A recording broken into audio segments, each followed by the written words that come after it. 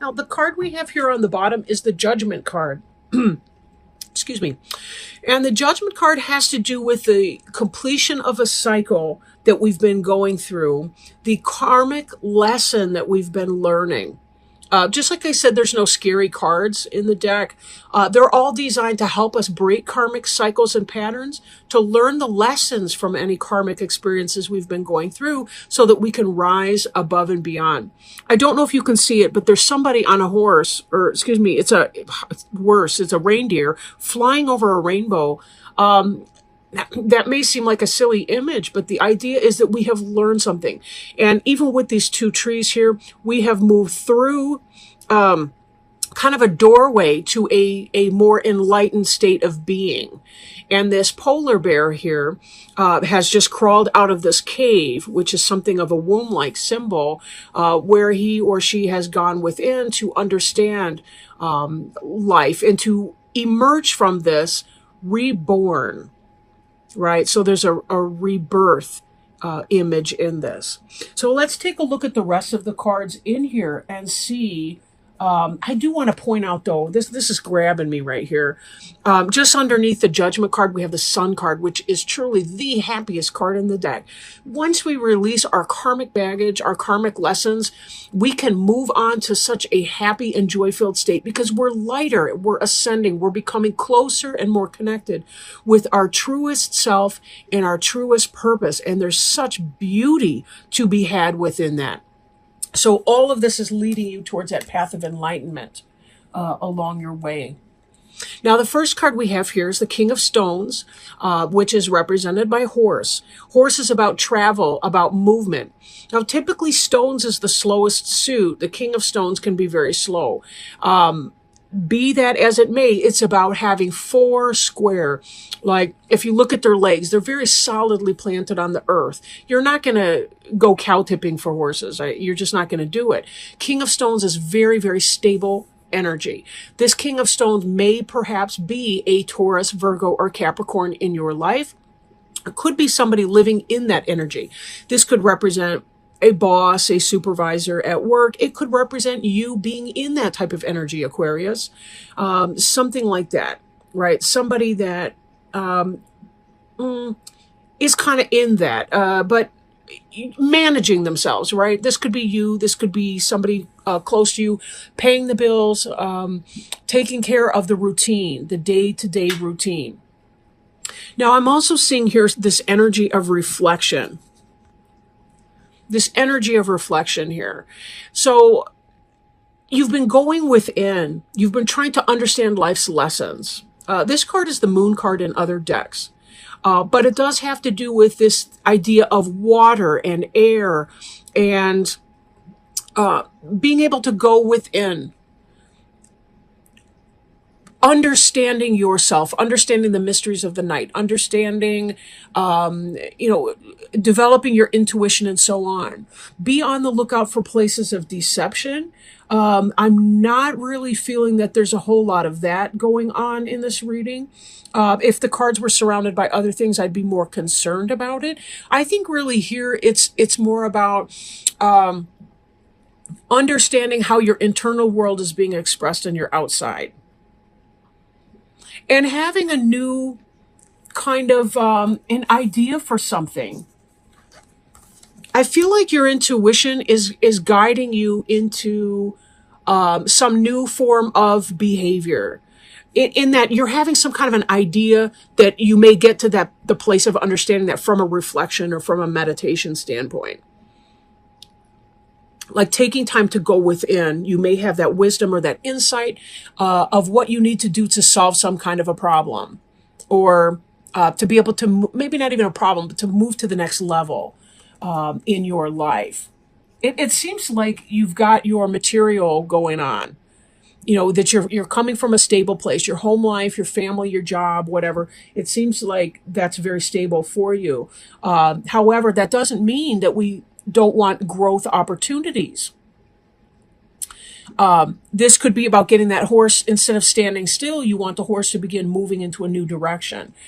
Stagnation can lead to boredom, and boredom can be a destructive energy. We can become angry in our boredom, or complacent, or unappreciative, or any number of negative things can tailspin out of stability. I know that sounds weird. We want the stability, but we also want to be able to, we want to feel grounded, but we want to keep climbing higher and higher into the branches to see what's up there. Some of the best sunlight is attainable to us the higher we climb. Now, some of you may have some kind of a challenge that you're going through. Two of Stones, these rabbits here are boxing. They are not celebrating or playing. They are struggling for dominance. So it may be that for some of you, there's some kind of workplace drama that's going on. I mention your workplace because the centerpiece of this is your skill, your Eight of Stones. Eight of Stones is about productivity and working on a task. I feel like some of you are really just, you're interested in just kind of keeping your head down and getting your work going on, but then there's somebody trying to create drama at the workplace. That's kind of how it looks. It could possibly be drama that's taking place with a manager or a supervisor, or that your supervisor has been involved in trying maybe to resolve this kind of a conflict, or that something else like that's going on. But it is causing you to think about what you need to do, and it may be giving you some incentive to change jobs even. That may be what this breath of life is indicating for some of you. Like, you know, if these people aren't going to act right, then just get me the hell out of here, because I don't need to play with this kind of nonsense. And this Judgment card, as we go back to it, karmic lesson. You know, we can't control what other people think of us. And in fact, it's none of our business. But sometimes people like to tell us that anyway. Screw that. You know, this Judgment card can also reflect right thinking. Right thinking, meaning that maybe it is about taking steps to get the hell out of wherever you are in your career.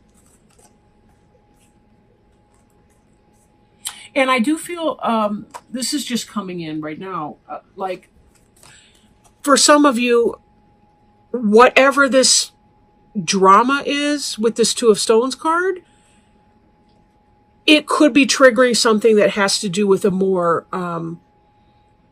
a deeper issue. Like a link to some childhood or earlier stage issue. Like maybe you're finding that this drama at work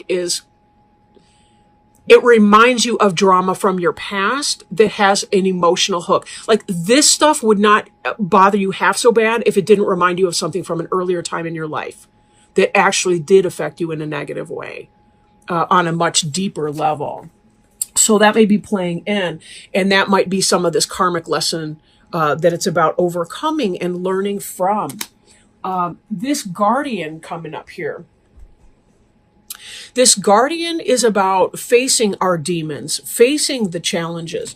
It seems that you're willing, you know, to go in here and do this, right? It seems that you're looking at that. That's what this reflection is all about, is being able to understand where you're coming from so that you can face the Guardian and challenge the Guardian of the cage. This is a dead cave bear, basically. He's like a living corpse. He's all tattered. You know, this scary, scary cave. This is sort of where our shadow side likes to hide and create problems for us if we don't understand what's going on in that. This reflection card indicates, though, that there's a really, really great part of you that is about looking into that. That I don't feel like you're coming from a place of fear the way some may. You do not have to fear what is inside this cave, because it's all about our relationship with ourselves.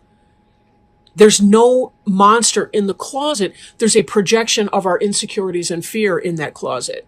That's all that it is. There's nothing can hurt you. Nothing can hurt you without your consent. Now, that doesn't mean the random, you know, weirdo news story in the future or something like that. But that's most likely not what's going on. this type of stuff, it's always about ourselves.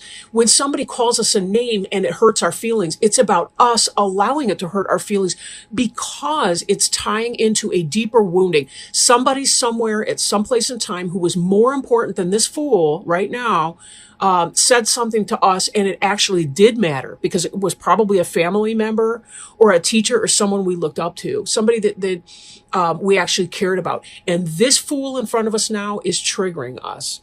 This is why it's important to face the shadow side, to face the guardian in this cave, because we have to knock down this bag of bones right here so that we can move on to something much, much better, that we can let this all go.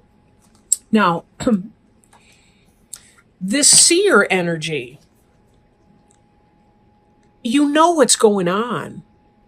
This is not taking you unawares, this drama. This is a petty drama on the superficial, but it's actually the key to opening a much deeper avenue into understanding and learning the art of self-love, self-care, self-acceptance, teaching yourself, I am good enough. This is why you're going through all of this right now. This is all of it right now. This guardian is only as scary as you make him out to be. Because that workplace tiny little drama, or it could be, drama with your teenager or whoever's, giving you pause at home or whatever. I do think that for a lot of you, it's the workplace. But it doesn't necessarily have to be. That King of Stones could be your husband. It could be, a daughter that's got a ramrod personality. It could be anybody, really. Take it as it resonates because it's your unique experience. This is a general reading here. But I don't feel like this is somebody that's really, really destructive or going to destroy you or anything like that. I think this is about they are giving you, in a weird ass way, they are giving you a very deep ability to overcome this for once and for all. That you don't have to go through this type of experience again. You can totally disempower this person by claiming your own personal power. And this is where it's going. We've got this Page of Wands here. Page of Wands is about new beginnings of things that we're passionate about. It's about a start.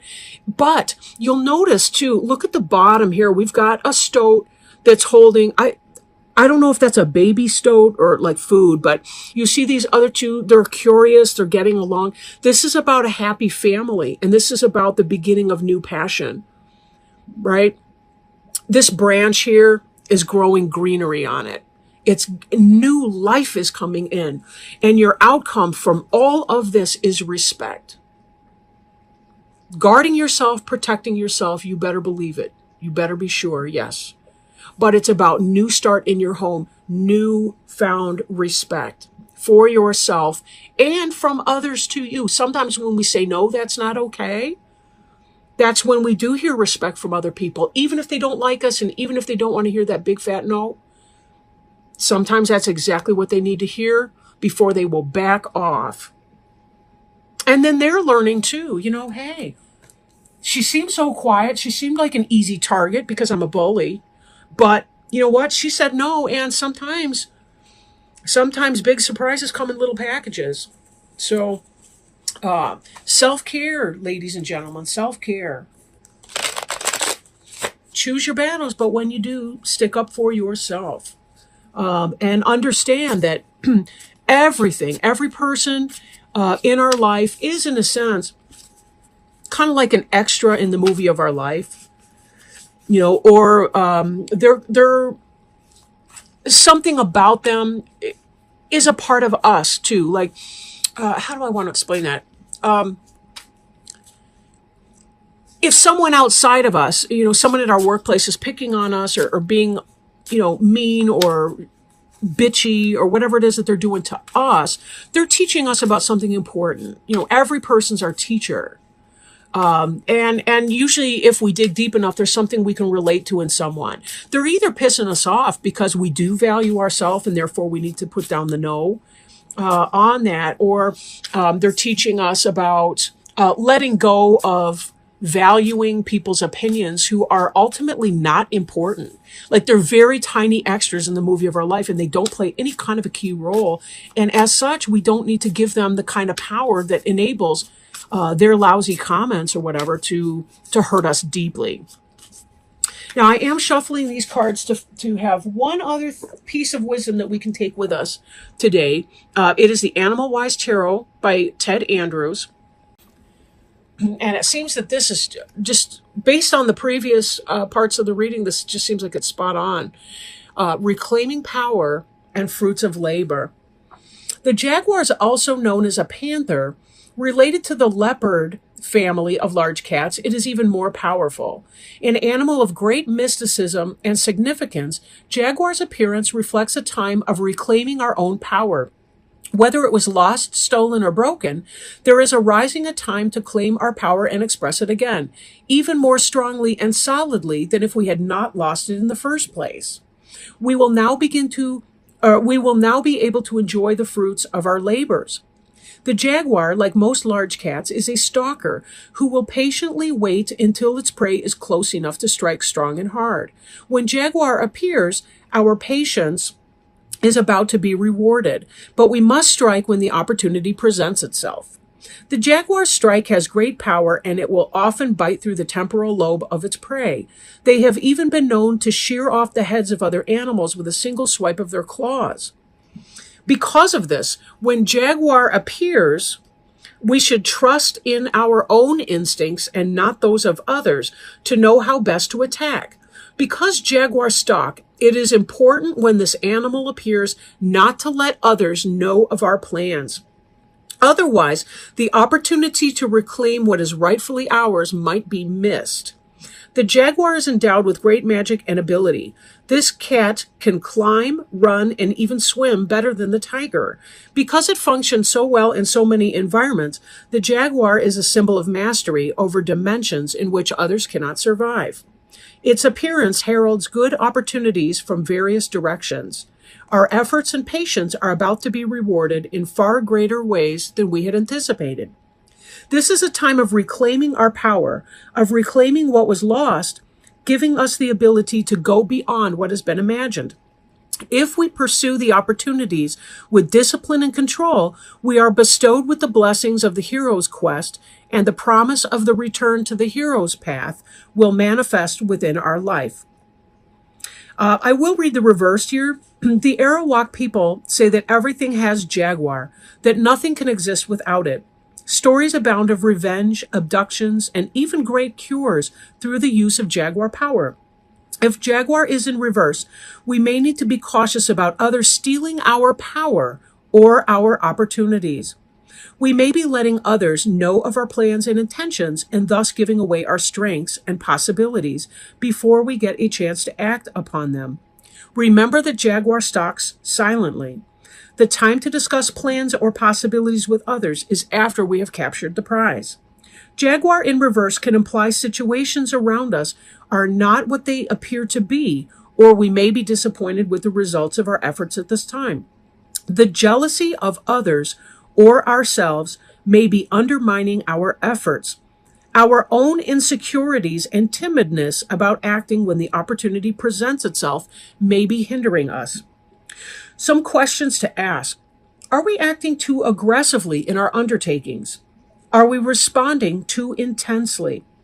Do we need to temper responses so as not to unintentionally wound others? Are we giving our power and thus our rewards to someone else? Are we letting the past stop us from accomplishments in the present? Are we being too impatient in achieving our goals?